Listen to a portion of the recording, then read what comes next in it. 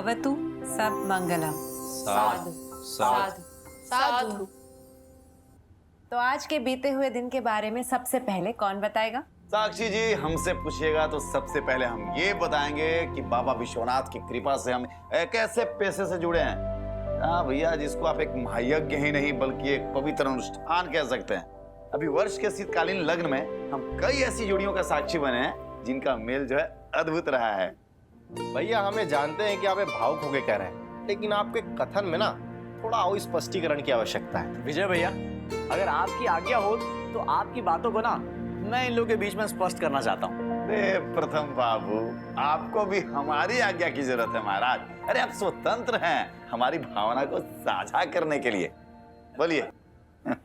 तो विजय भैया के कहने का यह आशय था कि सृष्टि के सृजन से आज तक जो परंपरा चली आ रही है उसमें विवाह संस्कार एक ऐसी परंपरा है जिसमें वर वधु का चुनाव ही अपने आप में एक महत्वपूर्ण कड़ी है। वैसे सही में जीजू, विवाह की पावन रीति रिवाजों में आपका अहम योगदान रहता है। अरे अरे, क्या हो गया भैया? आज कोई अपने आज बीते हुए दिन पर क्यों नहीं चर्चा कर रहा है? ये रीति रिवाज परंपरा ये अचानक से कहाँ से आ गया भाई? मन जी, अरे तो सिर्फ विवाह संस्कार है भाई। अगर हम पूरे संस्कारों की बात करें ना तो भैया टोटल 16 संस्कार होते हैं, माँ के गर्भ से लेकर के आदमी के मृत्यु तक। और ये जो विवाह संस्कार है ना, ये संस्कारों में 14वें नंबर पे आता है। और इतना ही नहीं मैंडी, अरे कुछ ऐसी परंपराएं रही हैं जो भैया कुछ धार्मिक त्योहारों की तरह मनाई जाती है धूमधाम से। जैसे श्री वृंदावन में 84 कोस की परिक्रमा, भगवान जगन्नाथ जी की रथ यात्रा। अब परंपराओं की चर्चा हो ही रही है तो हम भी एक किस्सा सुना देते हैं। सुनाइए। याद है हमने आप सबको गोवर्धन पूजा की कहानी सुनाई थी? हाँ, याद है। तो किस्सा ये है कि गिरिराज गोवर्धन के भीतर आश्रय पाकर सारे गांव वालों को भगवान इंद्र के प्रकोप से राहत मिली थी, जिसके पश्चात भगवान श्री कृष्ण ने गिरिराज जी की पूरी परिक्रमा करके उन्हें धन्यवाद दिया था। तब से 84 कोस की परिक्रमा ने परंपरा का एक रूप ले लिया और आज भी देश विदेश से आए श्रद्धालु गिरिराज जी की परिक्रमा करने के लिए वृंदावन जरूर जाते हैं।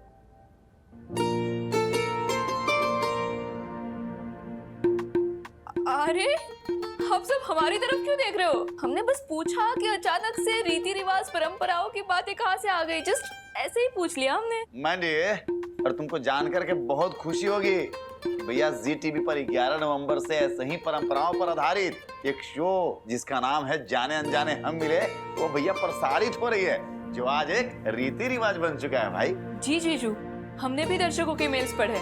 कुछ बुजुर्ग हैं जिनको इस प्रथा के बारे में जानकारी है, पर आज भी ऐसे बहुत सारे युवा हैं जिनके लिए ये बहुत नया यूनिक कॉन्सेप्ट है, जिसके बारे में आपके लखनऊ वाले प्रेस कॉन्फ्रेंस से लोगों को पता चला। पर हमारे एक दोस्त है आराधना, उसे तो ये कॉन्सेप्ट बिल्कुल नया यूनिक लगा। अरे तो अपनी दोस्त आराधना से बोलो। ये शो जो है भैया हर सोमवार से शुक्रवार रात 9:30 बजे आता है जी टीवी पर। भाई इसको देखे और समझे और बताए कि इसमें उसको दिक्कत कहाँ हो रही है। अरे इस शो में भी भैया एक लड़के की शादी एक लड़की से हो रही है, और वही फैमिली में लड़के की बहन की शादी जो है लड़की के भाई से हो गई। अरे इसी के तो आटा साटा बोला जाता है भाई। अच्छा ठीक है मैंडी, हम समझ रहे हैं, तुमको समझ में नहीं आ रहा है, इसको थोड़ा हम और आसान कर देते हैं। अब देखो, हम हमारा परिवार का ही उदाहरण दे देते हैं। अब जैसे तुम्हारी दीदी से हम शादी किए, और अगर साक्षी जी का कोई भाई होता तो उससे जो हम अपनी बहन से शादी कर देते, तो बस साक्षी जी हमारे घर में और हमारी बहन साक्षी जी के मायके में। इसी को तो बोलते हैं भाई आटा साटा। आप समझ में आ गया? अभी कोई कंफ्यूजन है मैंडी? नहीं, बिल्कुल नहीं। इससे पहले कि मैंडी आज के बीते दिन की चर्चा पर बात शुरू करे, मैं ही बता देता हूँ कि मेरा आज का दिन कैसा गया। बताइए बताइए। तो मेरा आज का दिन तो बहुत ही शानदार था। अब परंपरा की बात हो रही तो ये जो आनापान की परंपरा है ना, वो मुझे बहुत ही शांति और एकाग्रता दी, और ये मेरे अभिनेता बनने की तैयारी में हर रोज एक नया पैनापन देती है। तो इस आनापान की परंपरा को तो हम आगे लेके चलेंगे पक्का। और अब वीरू बाबू आप बताइए। हम मौसाची की बात से 100% सहमत है। हमारे कोच सर भी कहते हैं कि किसी भी खेल या किसी भी काम में हुनर से ज्यादा एकाग्रता जरूरी होती है। तो बाकी हमारा दिन तो शानदार, जबरदस्त, बढ़िया भी था। बाकी मैंडी मौसी आप बताइए। अरे विरूपाणे जी, हमारा भी दिन शानदार शानदार जबरदस्त बढ़िया था। अभय चाचू आगे आप बताइए, आपका दिन कैसा बीता? बताओ नेताजी। वीरू भैया, हमारा दिन तो शानदार था ही, शानदार के साथ साथ रोचक और ऊर्जावान भी था। वो कहा है ना भैया, हमारे यूनिवर्सिटी में मैं इंडिया की तरह बहुते प्रतिभावान लोग हैं भाई। और ये दारी के एनुअल फंक्शन में का गजबे का परफॉर्मेंस दिए हैं। तो इसी बात को मद्देनजर रखते हुए हमने DSW सर के सामने कला केंद्र खोलने का प्रस्ताव रखा। और कहा है ना भाभी, कभी कभी अपनी यूनिवर्सिटी के लिए कुछ अच्छा काम करते हैं तो मतलब समझ रहे हैं ना, मतलब अंदर से बहुत अच्छा फीलिंग आता है हमें। तो हमारे लिए आज का दिन बहुत ही अच्छा था। शिवानी जी, अरे आप तो सुनाइए अपनी कहानी, मतलब आपका दिन कैसा गया? जीजू, मेरा दिन तो आज काफी सुहावना था। पुरानी संस्कृति की शोध के काम से बनारस की अलग अलग गलियों में घूम रही थी प्रथम जी और वीरू के साथ। काफी कलाकृतियां भी इकट्ठी की, कुछ अच्छे लोगों से मिली और प्रथम जी को भी उनसे मिलाया। साक्षी जी, मेरे मुस्कुराते हुए बहुत अच्छी लग रही हैं, तो इसी मुस्कुराहट के साथ आप भी बता दीजिए आपका दिन कैसा गया आज का? जी, हमारा दिन तो काफी शानदार था। रिसर्च टीम के साथ मीटिंग हुई और तो और विजय जी, जाने अनजाने हम मिले की रीत को बहुत सारे लोगों की सराहने मिली। क्या बात। लीजिए, दर्शकों के मेल्स पढ़ने का समय हो गया, चले? हाँ, चलिए। हाँ दीदी, हम भी चलते हैं। पहले जोनल्स, फिर नेशनल्स, फिर इंटरनेशनल की तैयारी करने। हम भी निकल रहे हैं एक मीटिंग के लिए, आते हैं फटाफट निपटा के। नेताजी ध्यान से जाइएगा, और पेट्रोल के लिए पैसा वैसा है कि नहीं? वैसे पैसा तो रखे हैं, लेकिन हाँ कमी बेसी होगी तो आपको मैसेज करेंगे, आप यूपीआई कर देना। क्या पड़ेगी? आपको पड़ेगी ही भाई, हम जानते हैं ना। बाहर जाकर के यूपीआई मार देंगे फट से। हमारे प्यारे ZTV के दर्शकों, आप हमें जो मेल और मैसेज के जरिए उसमें प्यार और डांट भेजते हैं ना, हम उसे सिर्फ सुनते ही नहीं बल्कि उससे बहुत कुछ सीखते भी हैं और हम अपने आप में सुधार भी कर पाते हैं। ZTV के प्यारे दर्शकों, हमें आपको आज ये बताते हुए बेहद खुशी हो रही है कि ZTV के शो वसुधा की प्रशंसा के लिए हमें देश भर से सैकड़ों की संख्या में मेल्स और मैसेजेस मिल रहे हैं। लेकिन समय अभाव के कारण हम उन सबको यहाँ पढ़ नहीं पाएंगे। लेकिन हाँ, हमने उन सैकड़ों में से देश के हर राज्य से एक नाम चुना है जो हम आपको यहाँ बताएंगे। देख लेते हैं भाई वो कौन कौन है। जी, ये लीजिए साक्षी जी। श्रीमती सुषमा वासीन, उधमपुर, जम्मू कश्मीर। श्री ऋषभ और रौनक कौशिक, बैरी, हरियाणा। श्रीमती भावना पंचाल, सूरत, गुजरात। श्रीमती सीमा सक्सेना, जयपुर, राजस्थान। मोहम्मद शौकत अली, बरेली, उत्तर प्रदेश। आप सभी को और सैकड़ों ZTV के दर्शकों को शो वसुधा बेहद पसंद आ रहा है। आपने वसुधा शो की कहानी, उसका नैरेटिव और वसुधा और चंद्रिका जी की जो केमिस्ट्री, उसकी काफी प्रशंसा की है। आप इसी प्रकार ZTV के सारे शोज और वसुधा देखते रहिए और अपने सुझाव, सराहना, शिकायतें हमें भेजते रहिए ताकि हम और आप मिलकर ZTV को सबका मन पसंदीदा चैनल बना पाए। क्या बात कही है साक्षी जी। तो चलिए अगला मैसेज हम पढ़ लेते हैं। बिल्कुल। तो अगला मैसेज हमें भेजा है नासिक, महाराष्ट्र से श्रीमती प्रिया कुलकर्णी जी ने। प्रिया जी नमस्ते। आपने हमारा परिवार के बारे में लिखा है, बहुत प्यारा परिवार है, प्यार से भरा संसार हमारा परिवार। इसमें सभी अपने परिवार जैसे लगते हैं। इस शो की वजह से हम भी अपने आप को ZTV परिवार का सदस्य समझने लगे हैं। प्रिया जी, प्यार से भरा संसार हमारा परिवार आपको अच्छा लगता है, ये जानकर के हमको भी बहुत अच्छा लगा। और ZTV जो है ना, अपने सारे दर्शकों को अपने परिवार का सदस्य ही मानता है और ZTV की यही तो कोशिश है कि वो अपने आप को आप सभी दर्शकों का मनपसंद चैनल बना पाए। बहुत शुक्रिया आपका। आप इसी प्रकार भेजते रहिए अपने सुझाव और अपनी सराहना। धन्यवाद। चलिए अब अगला ईमेल हम पढ़ते हैं। एकदम पढ़िए महाराज। तो अगला मैसेज हमें भेजा है मेरठ, उत्तर प्रदेश से साहिनी कुरैशी जी ने। कुरैशी जी, आपने लिखा है, आप कब तक 3-3 शो में एक सी बात चलाते रहोगे? भाग्य लक्ष्मी, कुमकुम भाग्य और अन्य शोज में भी एक जैसे ही ट्रैक चल रहा है। अगर भाग्य लक्ष्मी में किडनैपिंग चली तो कुमकुम भाग्य में भी कुछ तो कहानी चेंज करो प्लीज। कुरैशी जी, आपको खुले दिल से शिकायत भेजने के लिए बहुत बहुत शुक्रिया। हमारा परिवार का ये मानना है कि इंसान शिकायत उसी को भेजता है जिसे वो अपना मानता है। आपकी शिकायत पर हम तुरंत कार्रवाई करेंगे और इसे हम ZTV की प्रोग्रामिंग टीम को फॉरवर्ड भी कर रहे हैं। और इतना ही नहीं, हमारा परिवार खुद इस शिकायत पर जांच करेगा और ये सच पाई जाने पर हम कहानी में बदलाव जरूर करेंगे, है ना विजय जी? बिल्कुल। तो अगला मेल हमें भेजा है गोरखपुर, उत्तर प्रदेश से श्रीमती मालती सिंह जी ने। मालती जी नमस्ते। मालती जी, आपने लिखा है, ZTV का शो जागृति बहुत प्यारा शो लगता है। मुझे जागृति बहुत क्यूट लगती है। हमें भी बहुत क्यूट लगती है। मालती जी, ZTV का शो आपको जागृति बहुत अच्छा लग रहा है, ये सुनकर के हमको भी बहुत अच्छा लगा। और जागृति आपको बहुत प्यारी लग रही है, ये सुनकर के और ज्यादा अच्छा लगा। आप इसी प्रकार ZTV के साथ जुड़े रहिए और भेजते रहिए अपने सराहना, सुझाव, शिकायत और प्रशंसा। बहुत शुक्रिया आपका। अगला मैसेज हमें भेजा है भोपाल, मध्य प्रदेश से रूबी खान जी ने। रूबी जी लिखती हैं, हमारा परिवार बहुत अच्छा लग रहा है। क्योंकि अपने सुझावों के जरिए जी टीवी से जुड़ने का ये बहुत अच्छा माध्यम है।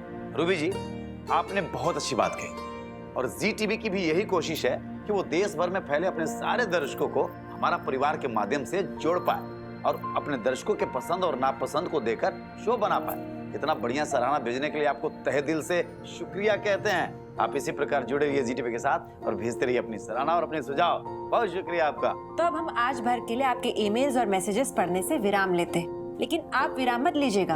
आप अपनी सराहना, सुझाव, शिकायतें हमें भेजते रहिए, क्योंकि वही हमें आगे बढ़ने का रास्ता दिखाता है। तो चलिए अब जी टीवी पर टेलीकास्ट होने वाले सारे शोज की जानकारी दे देते हैं। तो सबसे पहले 7 बजे आएगा शो बस इतना सखवा। देखते हैं शो की कुछ झलकियां। 500 रुपए देते जाइए। साहब आपके 500 रुपए में? अरे भैया भाभी चप्पल लेकर गई थी ना, तो हमसे उधार लेकर गई। यहाँ हमारा पूरा परिवार त्योहार के दिन अंधेरे में है, तुम मस्त शॉपिंग कर रही हो। नए घर में जाने का सपना तुमने देखा है? क्या तुम्हारे अंदर इतनी क्षमता है कि तुम खुद के दम पर एक घर बना लो? क्या मिसेस त्रिवेदी हमारे सपनों का घर में दे सकती हैं? शाम 7:30 बजे देखिए शो कैसे मुझे तुम मिल गए। तो आइए आपको हम दिखाते हैं इस शो की कुछ झलकियां। कि कोई जरूर ये घिनौना घटिया इल्जाम लगा रहा है मेरे पति पे। उनका सामना अमृता भवानी चिटनिस से हो रहा है, जो अपने पति को इंसाफ दिला कर रही है। कोई भी पब्लिक प्रोसिक्यूटर तुम्हारा केस लड़ने को तैयार नहीं है। तुम्हारी जिंदगी तो बर्बाद होगी होगी, साथ में तुम्हारी वाइफ का फ्यूचर भी खराब हो जाएगा। ये दुनिया उसे कहीं का नहीं छोड़ेगी। ये तो वही लड़की है ना जिसका फोटो पुलिस वाले ने अपने मोबाइल में दिखाया था। फिर 8 बजे देखिए शो भाग्य लक्ष्मी। चलिए देखते हैं शो की कुछ झलकियां। Truly sorry, मुझे सच में बहुत बुरा लगा लक्ष्मी की मौत का। चुप, ये सब कुछ तेरी वजह से डूबा है। डेड बॉडी देखी तुमने? वो किसकी है? लक्ष्मी, ये रिश्ते तो टूट ही जाएगा हमें। मुझे मेरी लक्ष्मी ला दो।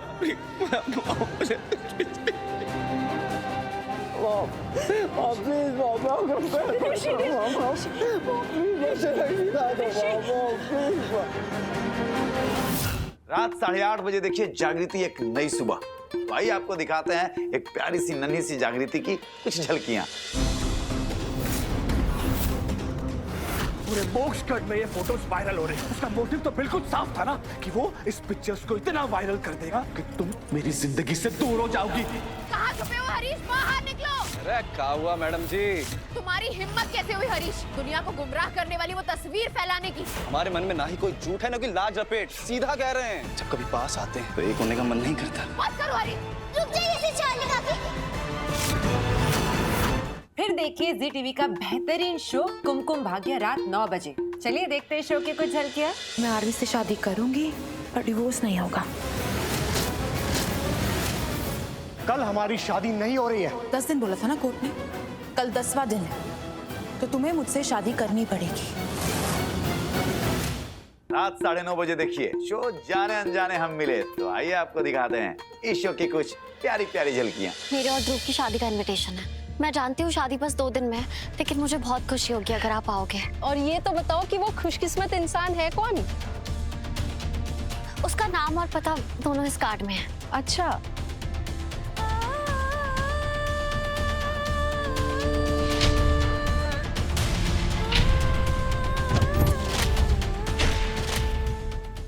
फिर रात 10 बजे देखिए शो कुंडली भाग्य। चलिए देखते हैं शो की कुछ झलकियां। कहते हैं हर इंसान का कुंडली भाग्य अलग होता है, लेकिन मुझे तो ऐसा लगता है कि इन दोनों का कुंडली भाग्य एक ही है।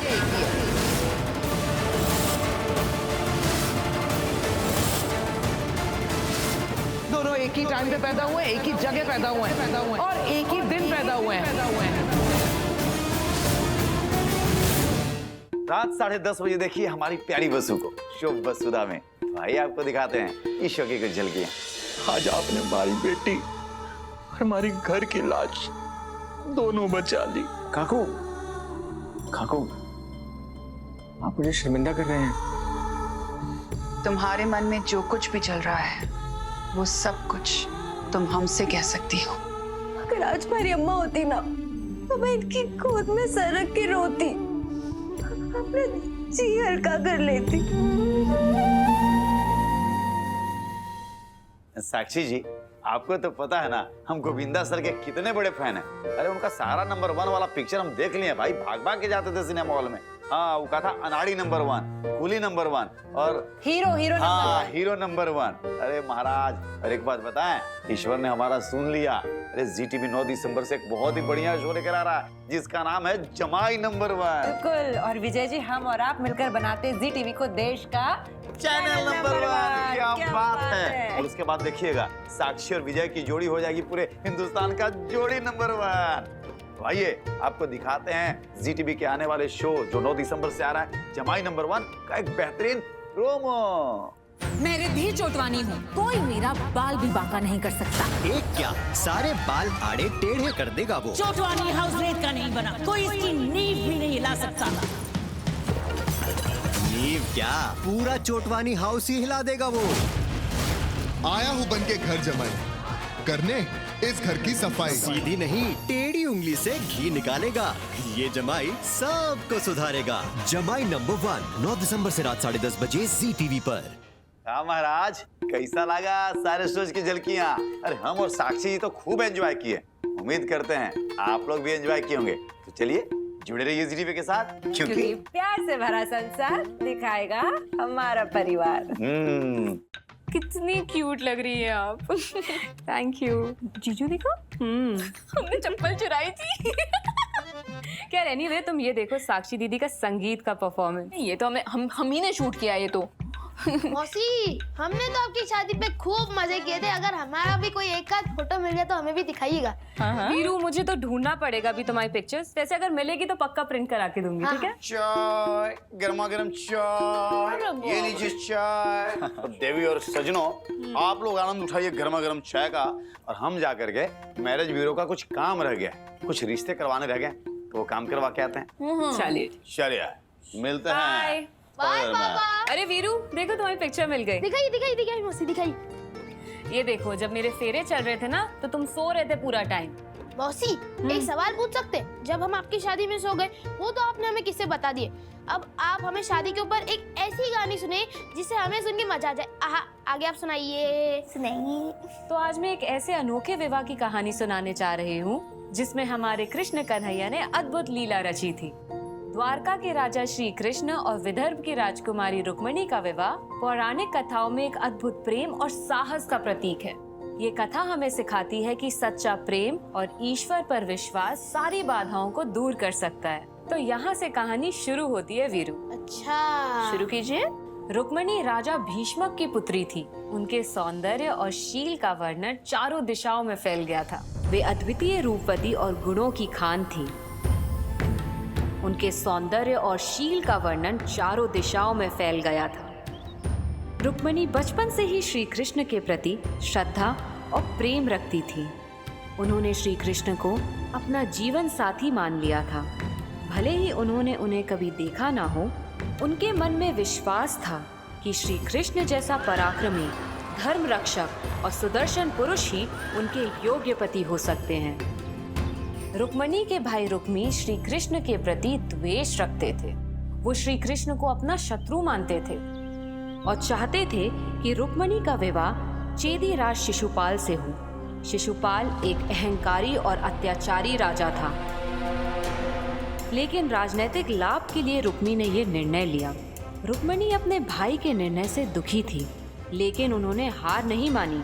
उन्होंने अपनी सखी के माध्यम से श्री कृष्ण को एक पत्र भेजा। रुक्मिणी ने अपने पत्र में लिखा, हे कृष्ण, मैंने बचपन से ही आपको अपना पति मान लिया है। मैं जानती हूँ कि आप धर्म और सत्य के संरक्षक हैं। मेरे भाई रुक्मी मुझे शिशुपाल के साथ विवाह के लिए बाध्य कर रहे हैं, लेकिन मेरा हृदय केवल आपके लिए समर्पित है। यदि आप मुझसे सच्चा प्रेम करते हैं और मुझ पर दया करते हैं तो कृपया मुझे इस संकट से बचाएं। मैं देवी भवानी के मंदिर में पूजन करने जाऊंगी, वहीं से आप मुझे ले जा सकते हैं।